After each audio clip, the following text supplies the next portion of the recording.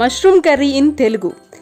Hi friends, welcome back to our channel. నేను మీ Devi Subrahmanyam. Mushroom curry ఎలా చేయాలో ఈ వీడియోలో చూసేద్దామండి. ముందుగా స్టవ్ ఆన్ చేసి ఒక ప్యాన్ పెట్టుకుని అందులో 3 టేబుల్ స్పూన్స్ వరకు ఆయిల్ యాడ్ చేసుకోవాలి. ఆయిల్ యాడ్ చేసుకున్న తర్వాత 1/2 కప్ వరకు కట్ చేసుకున్న ఉల్లిపాయ ముక్కలు యాడ్ చేసుకుని లో ఫ్లేమ్లో బాగా ఫ్రై చేసుకోవాలి.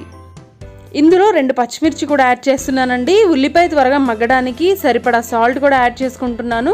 ఒకసారి బాగా మిక్స్ చేసుకుని మూత క్లోజ్ చేసుకుని మనం దీనిని బాగా కుక్ చేసుకోవాలి. ఈ విధంగా గోల్డెన్ బ్రౌన్ కలర్ వచ్చిన తర్వాత 1 టీ స్పూన్ వరకు అల్లం వెల్లుల్లి పేస్ట్ కూడా యాడ్ చేసి ఒకసారి బాగా కలుపుకొని కుక్ చేసుకోవాలి. ఇది కుక్ అయ్యేంతలోపు మనం ఒక పేస్ట్ అనేది రెడీ చేసుకోవాలండి. కర్రీకి పేస్టే మంచి టేస్ట్ అనేది వస్తుంది. 1/2 కప్ వరకు కట్ చేసుకున్న టమాటాని, 1/2 స్పూన్ జీలకర్ర, కొంచెం మెంతులు, చిన్న దాల్చిన చెక్క అండ్ తర్వాత లవంగాలు కూడా, నానబెట్టుకున్న జీడిపప్పు కూడా యాడ్ చేసుకుని గ్రైండ్ చేసి పక్కన పెట్టుకోవాలి. ఇవి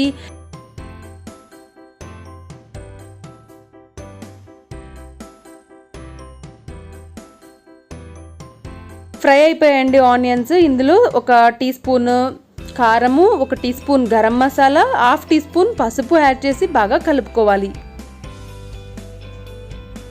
ఈ విధంగా బాగా కలుపుకున్న తర్వాత కొంచెం ఫ్రై అవ్వనివ్వాలండి. ఫ్రై అయిన తర్వాత ముందుగా మనం రెడీ చేసి పెట్టుకున్న పేస్ట్ ఉంది కదండి, టమాటా క్యాష్యూ నట్స్ పేస్ట్, ఆ పేస్ట్ని కూడా యాడ్ చేసుకుని కొంచెం 1/4 కప్ వరకు వాటర్ యాడ్ చేసుకుని ఈ విధంగా లో ఫ్లేమ్లోనే కుక్ చేసుకోవాలి. మూత క్లోజ్ చేసుకుని లో ఫ్లేమ్లో కుక్ చేసుకోవాలండి.